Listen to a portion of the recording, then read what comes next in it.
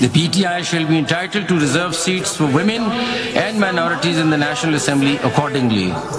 PTI shall, within 15 working days of this order, file its law, the said reserved seats and the provisions of Election Act 2017 and the Election Rules 2017 shall be applied to such lists in such manner as gives effect to this order in full measure.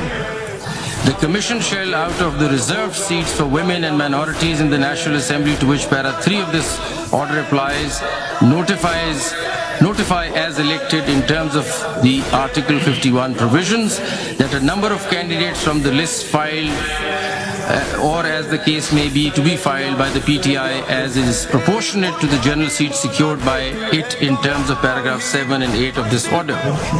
Paragraph 10.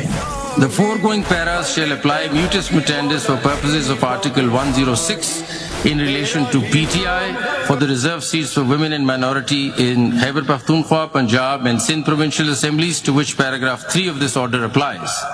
In case the Commission or PTI need any clarification or order as to give effect to this para in full measure, it shall forthwith apply to the court by making an appropriate application, which shall be put before the judges constituting the majority in chambers for such orders and directions as may be deemed appropriate.